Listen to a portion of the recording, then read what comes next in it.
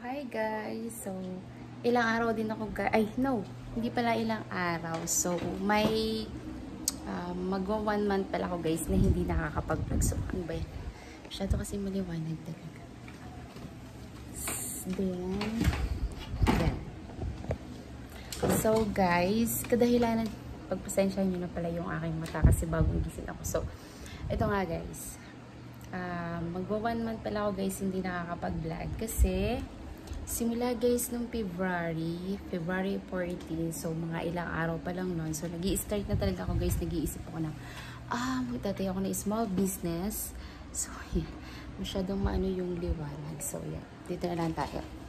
So sabi ko mag-i-start ako ng small business, so naisipan ko nga na yung business na yun ay magko-crochet. So gusto ko lang guys sa inyo guys i-share yung mga ilang araw talaga ako guys na busy.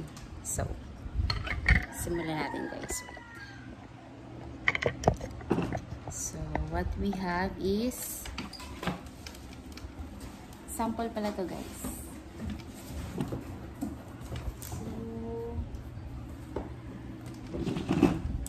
guys, this is a sample of forget me not. So here, ito yung sample ko guys. So may ibang kulay na tayo nito, so naibenta na natin. So nag-start pa rin ulit ako. So ito yung iba, yung mga small forget me not. So yan.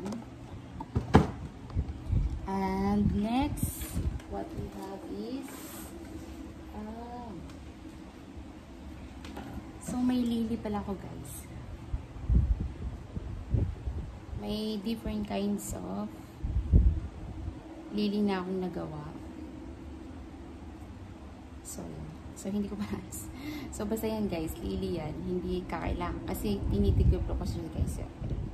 Lily. So, ito. So, ito yung ating ibang lily. Plinastic ko kasi magdudumi kasi siya guys. So, ayan. Lily. At ito guys yung ibang lily. So ito pa. Gagawin pa natin. Next. So I have guys yung iba kasi naano ko na nabalot ko. So what we have is roses. So may iba't ibang klase akong rose. So yung iba ibalot ko na rin. So, ito ang rose natin. So, nakikita ko guys, ang ganda. So, talagang busy-busy ako guys sa pag-crochet ng ilang araw. So, yan. So, ito. Yan. Roses.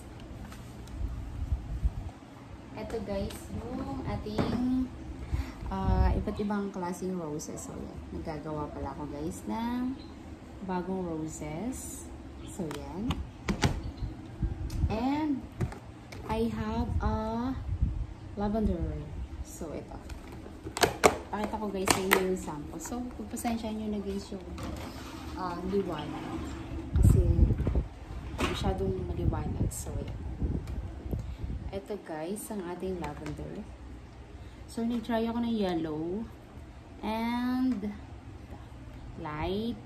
Violet, so violet and white. So many color. Katry ako guys yan. So, ito na siya.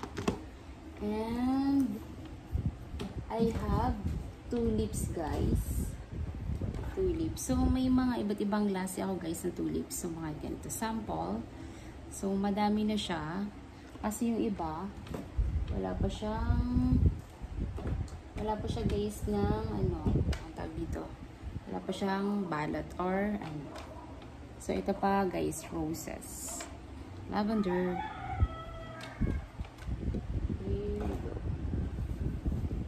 Ito ang ating tulips. So ayan.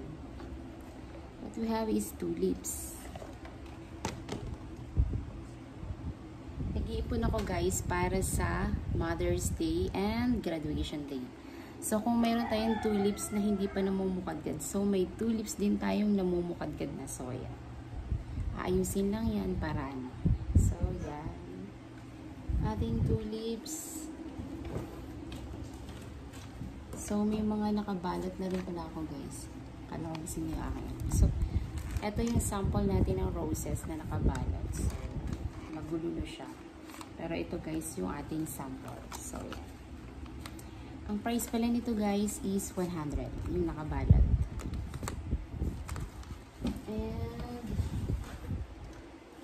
also, meron din ako dito ng different colors. Kung mayroon tayong orange, so, may sample din ako ng yellow. So, nagugusot kasi siya, guys. So, ayan. Ito kasi, guys, yung aking mga sample ng mga pinicture ako. So, meron tayong violet. So, ayan. Wala pa ako masyadong ibang color ng ating mga balot. So, ito talaga, guys, yung aking mga pinagkakaabalahan. And, also,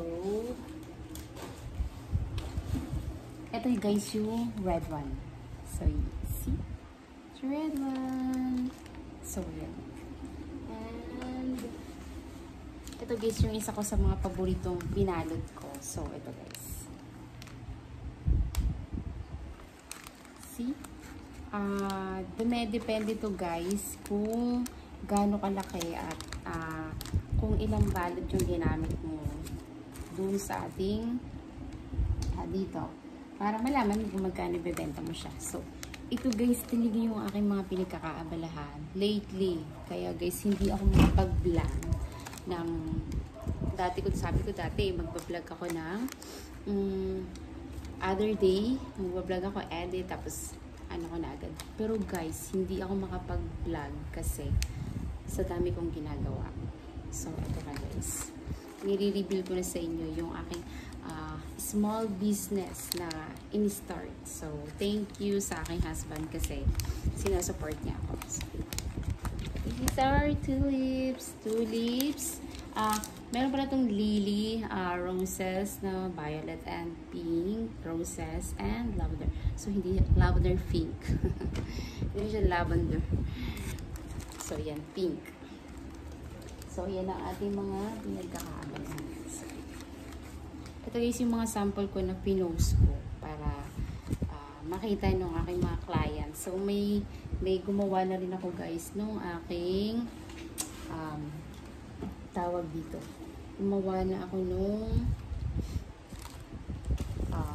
page. May page na pala ako, guys, para sa ating mga mini flower. So, ayan.